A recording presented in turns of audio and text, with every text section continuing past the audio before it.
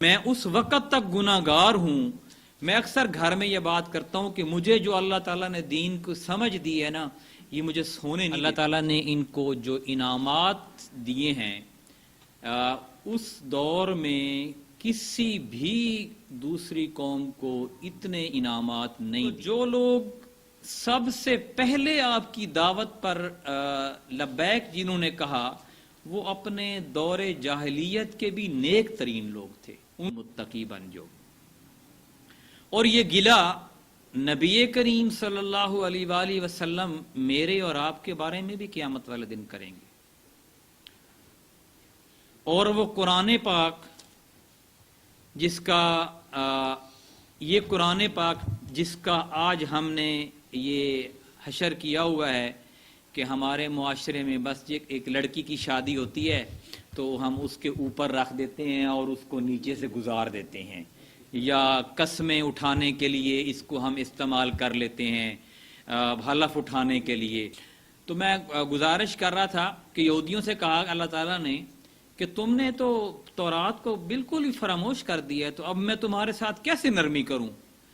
اور ایک اور جگہ فرمایا وَلَوْ أَنَّهُمْ أَقَامُوا التَّوْرَاةَ وَالْإِنْجِيلَ، اگر یہودی تورات کو قائم کرتے اور عیسائی انجیل کو قائم کرتے تو ان کے اوپر سے رزق برستا اور ان کے پاؤں کے نیچے سے رزق ابلتا.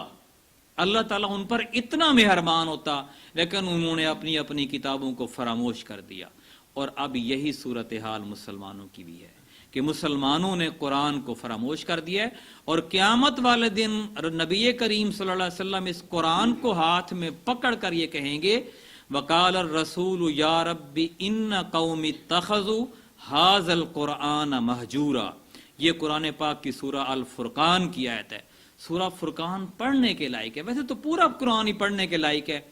ایک ایک چیز موتی پروئے ہوئے ہیں، کھول کے بیان کرتا ہے، مزہ آ جاتا ہے. اللہ کے رسول صلی اللہ علیہ وسلم قرآن کو ہاتھ میں لے کے کہیں گے باری تعالیٰ یہ میری امت ہے، اس نے قرآن کو چھوڑ دیا تھا، اس نے قرآن کو پس پشت ڈال دیا تھا.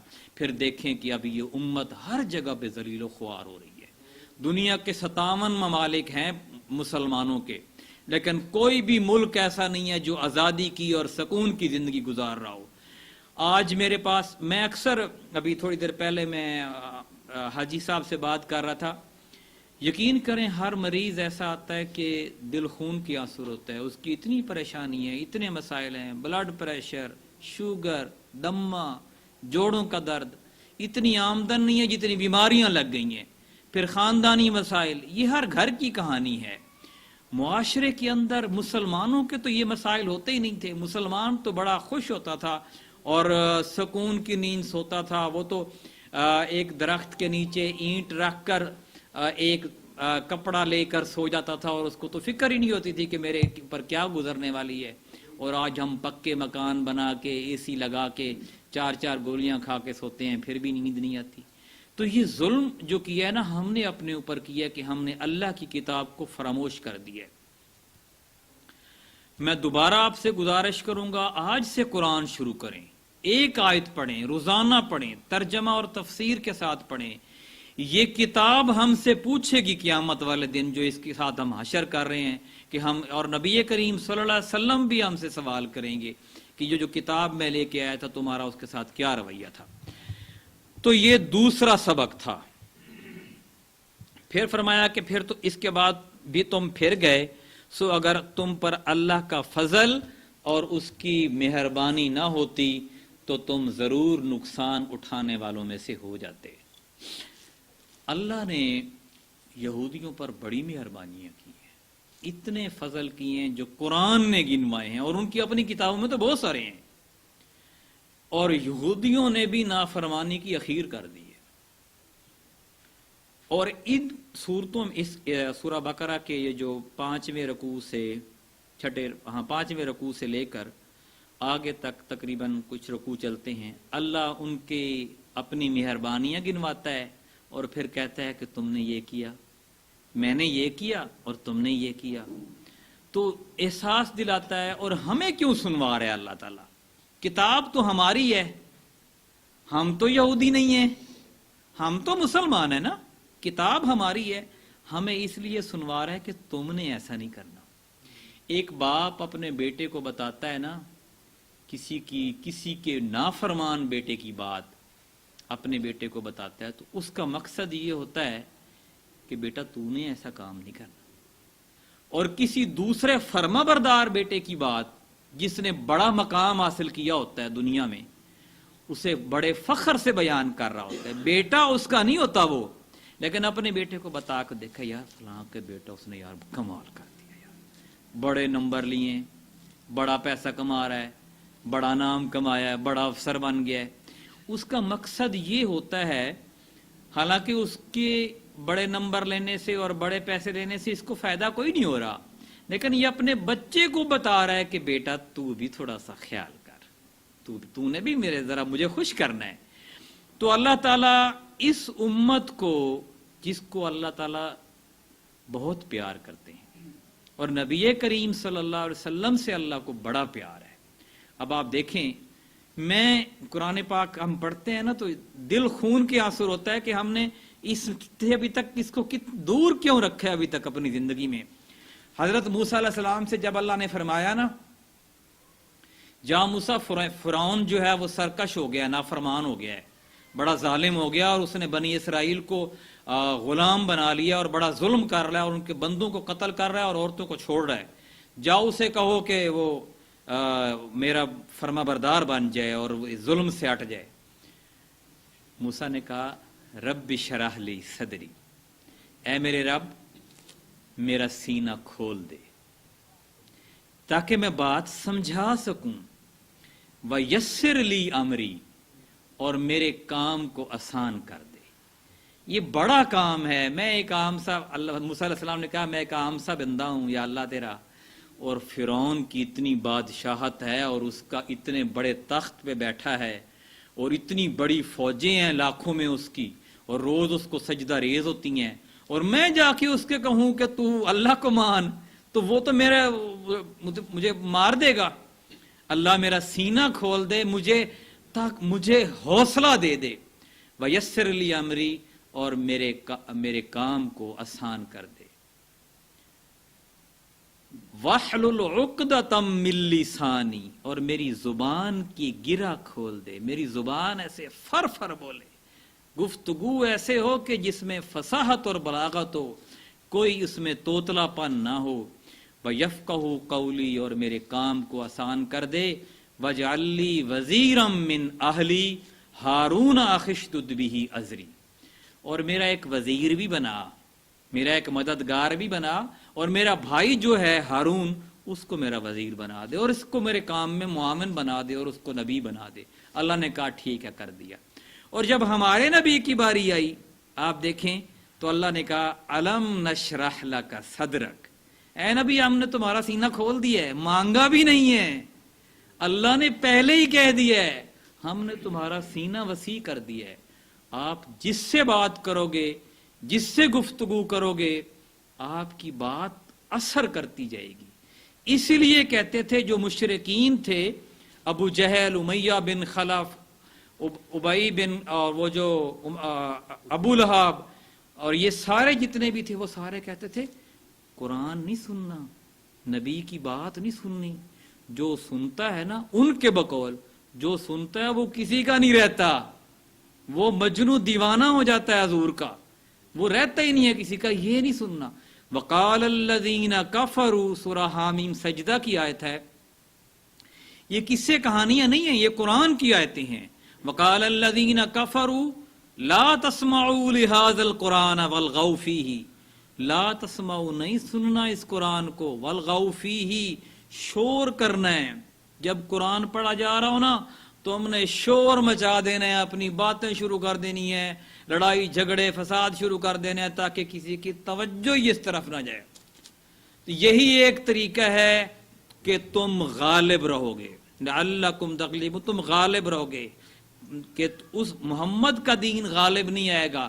ورنہ جس طرح محمد صلی اللہ علیہ وآلہ وسلم لوگوں کو اپنے ساتھ ملاتا جا رہا ہے، تمہاری حکومت ختم ہو جائے گی، پھر اس کی حکومت آ جانی ہے، اور پھر تم سارے مغلوب ہو جاؤ گے۔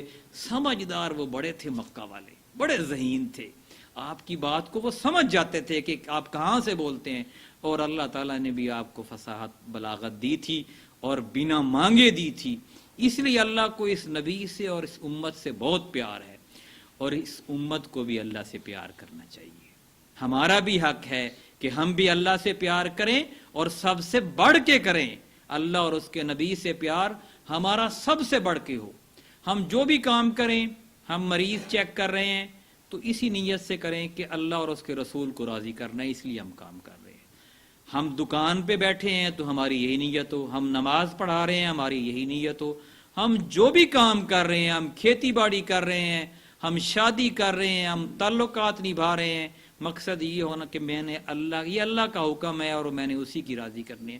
میں تو دیوانہ ہوں اللہ اور اس کے نبی کا۔ جب تک ہم اللہ اور اس کے رسول کے دیوانے نہیں نہ بنیں گے، اللہ تعالیٰ کی رضا ہمارے ساتھ شامل نہیں ہوگی۔ تیسری بات جو آج کے اس درس میں ہے وہ بھی بنی اسرائیل کی ہے۔ فرمایا وَلَقَدْ عَلِمْتُمُ الَّذِينَ اعْتَدَوْا مِنْكُمْ فِي السَّبْتِ فَقُلْنَا لَهُمْ كُونُوا قِرَدَةً خَاسِئِينَ، اور یقیناً تم ان لوگوں کو جانتے ہو جنہوں نے تم میں سے ہفتہ کے دن کے حوالے سے حد سے تجاوز کیا تھا، سو ہم نے ان سے کہہ دیا تھا کہ تم ذلیل بندر ہو جاؤ۔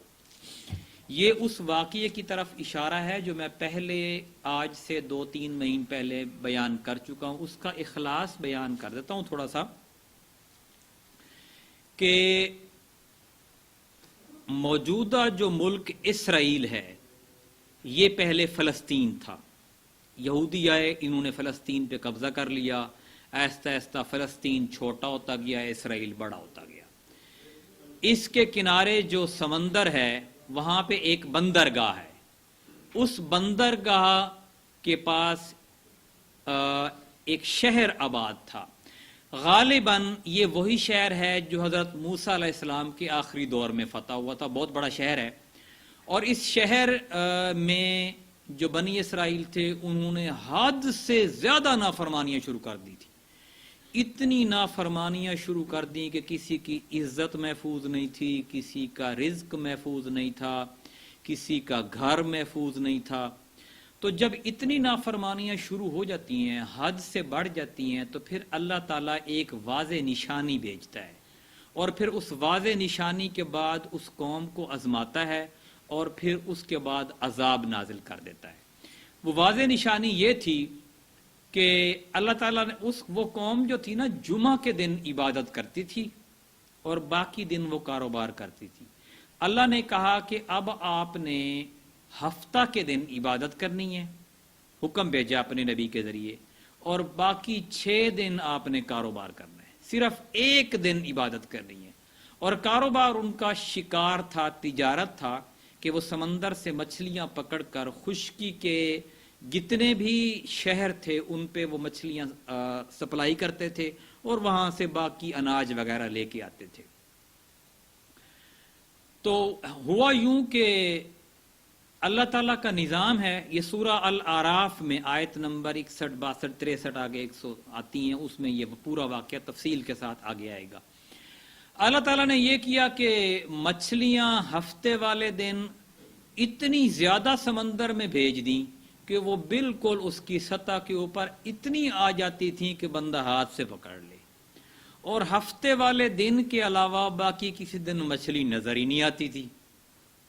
تو انہوں نے کہا یار اب یہ ہم کیا کریں، اب باقی 6 دن اگر ہم کاروبار کریں تو کہاں سے کریں، مچھلی تو کوئی نظر نہیں آتی، ہمارا کاروبار بھی یہی ہے۔ تو ایک ہفتہ کے دن مچھلی نظر آتی ہے۔ تو جو تو لوگ تھے جو ایمان میں پختہ، وہ تو اپنی بات پہ قائم رہے۔ سارے لوگ، کسی بھی معاشرے میں سارے لوگ کبھی برے نہیں ہوتے۔ آپ کوئی بستی اٹھا کے دیکھ لیں، کوئی محلہ اٹھا کے دیکھ لیں، چاہے لوگ نماز نہ پڑھتے ہوں، حج نہ کرتے ہوں، زکوٰۃ نہ دیتے ہوں، لیکن دل کے اچھے ہوتے ہیں۔ ایسے لوگ آپ کو ضرور مل جائیں گے جو نیک اور اچھی طبیعت کے مالک ہوتے ہیں، جو خیر خواہی جن کے اندر سے ملتی ہے۔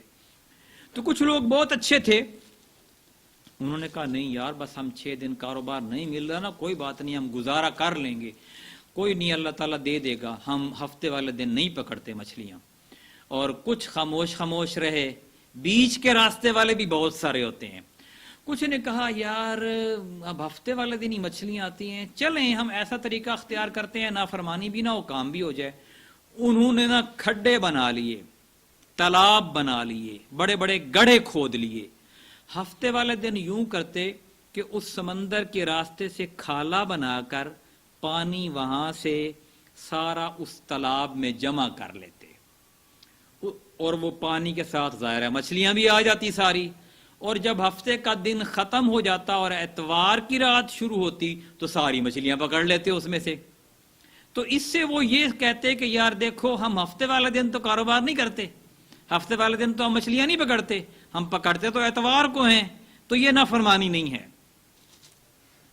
اس میں پھر کچھ لوگوں نے ان کو منع کیا، انہوں نے کہا کہ تم یہ جو ہفتے والے دن تم نے یہ ظاہر ہے تم پانی تو وہاں سے اپنا رخ بناتے ہو، مچھلیاں ادھر لے کے آتے ہو، تو یہ پکڑنے کا ہی مترادف ہے، ظاہر ہے وہ سمندر سے جدا ہو جاتی ہیں، تو تم ایسا کام نہ کرو۔ تو ایک گروہ ان کو منع کر رہا تھا۔ ایک تیسرا گروہ تھا، یہ آج بھی ہوتا ہے موجود، یہ تیسرا گروہ وہ تھا جو منع کرنے والوں کو کہہ رہا تھا کہ یار تم ان بد کرداروں کو کیوں منع کر رہے ہو، ان پر اللہ کا عذاب آنا ہے، دفع کرو ان کو۔ جیسے ہمارے کہتے ہیں نا مکالا ملنڈ ہو آپ مرسن پوری سین، دفع کرو پرا۔ وہ کہتے جو منع کر رہے تھے وہ کہتے رہے کہ دیکھو ہم ان کو دو وجہ سے منع کر رہے ہیں۔ ایک تو یہ وجہ ہے کہ کل قیامت والے دن جب اللہ ہم سے پوچھے گا کہ تمہارے سامنے نافرمانی ہو رہی تھی تو تمہارا کیا کردار تھا، تو ہم اللہ کو جواب دیں گے کہ یا اللہ ہم ان کو منع کر رہے تھے۔ اور دوسری بات، ہو سکتا ہے ہمارے منع کرنے سے یہ منع ہو جائیں، اور کچھ لوگ ہو بھی جاتے ہیں۔ جب محلے میں کوئی لڑائی ہوتی ہے، دو لوگ آپس میں لڑ رہے ہوتے ہیں، تو اگر کوئی جا کے چھڑوائے تو بعض اوقات کچھ لوگ منع بھی ہو جاتے ہیں، مان بھی جاتے ہیں، بعض اوقات نہیں بھی مانتے، لیکن اکثر اوقات مان بھی جاتے ہیں۔ تو اللہ تعالیٰ کا منع کرنے والے منع کیے گئے، اور ایک تیسرا گروہ منع کرنے والوں کو منع کرتا رہا، اور جو پہلا گروہ جو تھا وہ مچھلیاں پکڑتا رہا۔ تو اللہ کا عذاب نازل ہوا، اللہ کا عذاب نازل ہوا، اور اللہ تعالیٰ نے صرف انہی لوگوں کو بچایا جو منع کر رہے تھے، اور باقی دونوں گروہوں پر اللہ کا عذاب نازل ہوا، یعنی خاموش والے بھی اور مچھلیاں پکڑنے والے بھی۔ اور جب یہ پھر اس عذاب، وہ عذاب کس قسم کا تھا اس کی تفصیل قرآن میں تو نہیں ہے، لیکن تورات کی کتاب میں اس کی تفصیل ہے، اور جو تفسیر ابن کثیر نے اور تفسیر طبری نے اور جو یہودیوں کی کتابوں سے مختلف لے کے اس کی تفسیریں لکھی ہیں، بہرحال وہ عذاب نازل ہوا۔ تو پھر بھی وہ لوگ مچھلیاں پکڑنے سے جب باز نہ آئے تو جو مچھلیاں پکڑ رہے تھے اللہ تعالیٰ نے پھر ان کی شکل بدل دی اور ان کو بندر بنا دیا۔ بعض تفسیر میں یہ بھی لکھا ہے کہ کچھ کو سور بنا دیا اور کچھ کو بندر بنا دیا۔ آج جو آپ کو بندر اور سور نظر آتے ہیں یہ زیادہ تر آپ کو ملتے ہی یہودیوں کے ملک میں ہیں، اور وہ لوگ ان کو کھاتے بھی ہیں، یہودی سور کو کھاتے ہیں۔ لیکن مسلمان کے ہاں اگر کسی جانور کا نام لے کے منع کیا گیا ہے تو وہ سور کا جانور ہے۔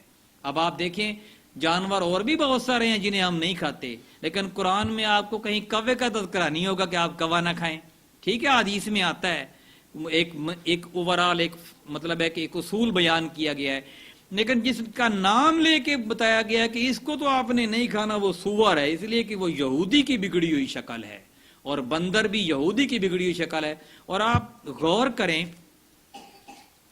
یہ آگے چل کر قرآن میں آئے گا، قرآن موتی پر ہوتا ہے، دل کرتا ہے پڑھتے ہی جائیں، کہ یہ جادو جب نازل ہوا تھا نا حضرت سلیمان علیہ السلام کی سلطنت میں، تو بنی اسرائیل کے اوپر جب جادو نازل ہوا تھا تو اس میں دو فرشتے تھے جو جادو لے کے آئے تھے، ایک کا نام ہاروت تھا اور ایک کا نام ماروت تھا، اور وہ لوگوں نے جو جادو سیکھنا شروع کیا، سب سے زیادہ اور سب سے پہلے جادو سیکھنے والوں کا جو گروہ تھا وہ یہ تھا کہ ہمیں وہ جادو سکھاؤ کہ ہم میاں بیوی کی جدائی اور خاندان کی بربادی کا سب سے بڑا یہی چیز ہے کہ میاں بیوی کے رشتے کو توڑ دیا جائے، تو خاندان ہی برباد ہو گیا۔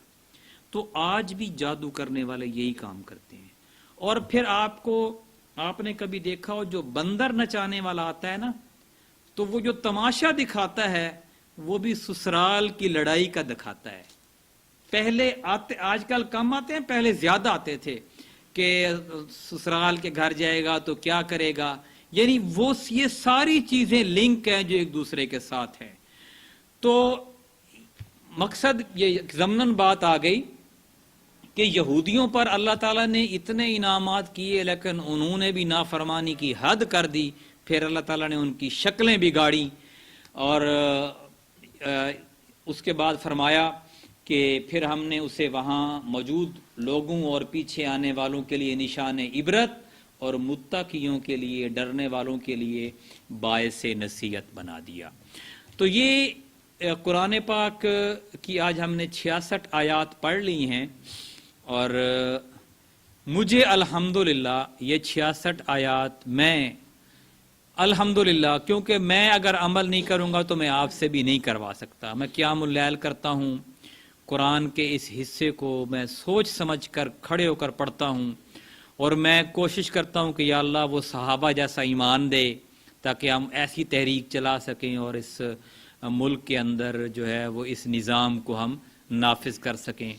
آپ سارے لوگ، آپ نے سب نے شاید نہ ہو لیکن بہت سارے لوگوں نے یہ فارم فل کیا ہے، یہ فارم فل کیا ہے نا، اور اس پہ آپ نے ایک عہد کیا ہے۔ وہ عہد جو ہے پہلا عہد ہے، وہ دیکھیں آپ، پھر دوسرا عہد ہے، اور تیسرا جو عہد ہے کہ روزانہ کی بنیاد پر قرآن کریم کی کم از کم ایک آیت سوچ سمجھ کر پڑھوں گا۔ کسی بھی عالم کی آپ تفسیر لے لیں، آپ اس بات کی جو عالم آپ کو پسند ہے، کسی بھی مسلک کا عالم آپ کو پسند ہے، آپ اس کی تفسیر لے لیں، ایک آیت سوچ سمجھ کر پڑھیں۔ آج آپ میرے سے وعدہ کریں، پڑھیں گے نا؟ اللہ تعالی ہمیں اس عہد کو وفا کرنے کی توفیق عطا فرمائے۔ جزاک اللہ۔